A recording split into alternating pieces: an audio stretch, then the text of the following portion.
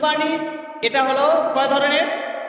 দুই ধরনের, দুই প্রকার কোরবানি। একটা হলো ওয়াজিব, আমরা যে কোরবানি সামনে দিচ্ছি এটা পরে আসতেছি।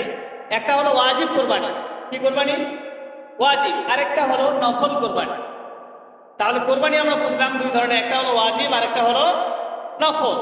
ওয়াজিব কোনটা এটা পরে আসি, নফলটা আগে আমরা বুঝি। নফল কোরবানি কোনটা? সেটা হলো ওসিয়ত ব্যতীত। কোনো মানুষ ওসিয়ত করে অথবা মান্যত করে অথবা মানুষ মারা যাওয়ার আগে যদি কোনো ওসিয়ত করে যায়, এটা ব্যতীত যত প্রকার কোরবানি আছে, সেটা মৃত ব্যক্তির পক্ষ থেকে হোক অথবা জীবিত ব্যক্তির পক্ষ থেকে হোক, যত প্রকার কোরবানি আছে, যত ধরনের পশু জবাই আছে, এটা হলো নফল কোরবানি। এটা কি কোরবানি? নফল কোরবানি, এটা ওয়াজিব নয়। তাহলে আমরা নফল কোরবানি এক কথা বুঝলাম, ওসিয়ত ব্যতীত মান্যত ব্যতীত যত কোরবানি আছে এটা সবগুলো কি? নফল। এখন ওয়াজিব কোরবানি কোনটা? এই ওয়াজিব কোরবানি করতে গেলে ওয়াজিব কোরবানি আমার চার ধরনের। কয় ধরনের? আরেকটু বল। ওয়াজিব কোরবানি হলো চার ধরনের। তার মধ্যে নাম্বার ওয়ান, এক নাম্বার হলো মান্যতের কোরবানি। এটা কেমন হতে পারে? আপনি একটা কোনো কাজকে অর্জন করার জন্য কোন একটা জিনিসে আপনি চাচ্ছেন, এটা চাওয়ার আগে আপনি একটা কোরবানি করবেন বা মান্যত করবেন আল্লাহর কাছে, যে আমি এই জিনিসটা তোমার জন্য, তোমার সন্তুষ্টির জন্য বিলিয়ে দিলাম, এর বদৌলতে আল্লাহ আমার যে চাওয়া পায় এটা পূরণ করবে। এটা হতে পারে।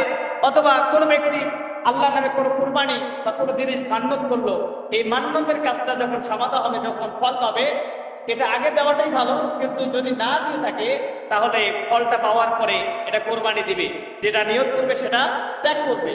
এটার নাম হলো মান্যতের কোরবানি। এটা হলো ওয়াজিব, এটা দিতেই হবে, অবশ্যই দিতে হবে। এটা গেল এক নাম্বার।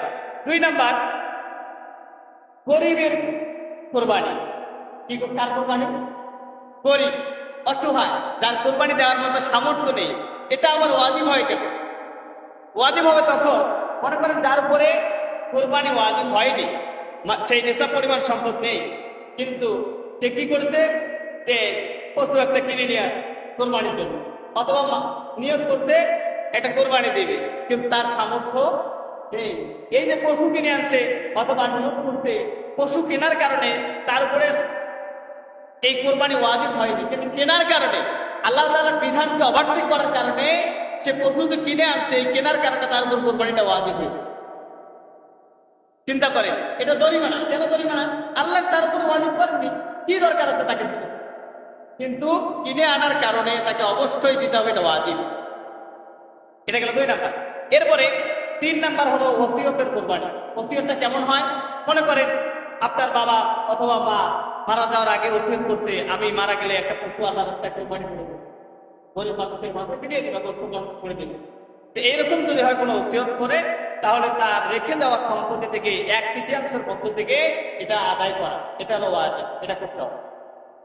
চার নাম্বার হলো ধনী ব্যক্তির কোরবানি, যাদের উপরে নেশাব পরিমাণ মালে নেশাব সম্পদের মালিক হয়েছেন যিনি, তার উপরে কোরবানি করা ওয়াজিব। সেটা কেমন? যেটা আগামীতে 10 তারিখ যে কোরবানি করা হবে, এটা হলো ধনীদের উপরে, যাদের উপর নেশাব পরিমাণ সম্পদ আছে, সম্পদের মালিক, তাদের উপর এই কোরবানিটা ওয়াজিব দিতে হবে, এটা ওয়াজিব। এটা আবার কেউ কেউ বলছেন এটা সুন্নাত, বলছেন এই পক্ষের দলিল আছে, কিন্তু যারা সুন্নাত বলছেন তারাও শেষ পর্যায়ে বলছেন যদি এটা না দেয় তাহলে মাকরুহ হবে। আর মাকরুহ হওয়া মানে, গুনাহ হওয়া মানে এটা ওয়াজিবের কাতারে যাওয়া।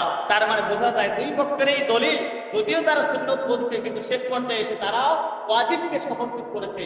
তার মানে আগামীতে যে কোরবানি আমরা দিচ্ছি এটা হলো ওয়াজিব, এটা কিন্তু সুন্নাত অথবা নফল নয়। এটা ওয়াজিব কাদের উপরে? যারা ধনী ব্যক্তি, ধনী শ্রেণী ব্যক্তি, যাদের উপরে নেশাব আছে, নেশাব পরিমাণ সম্পদ আছে, এই ব্যক্তিদের উপর কোরবানিটা ওয়াজিব।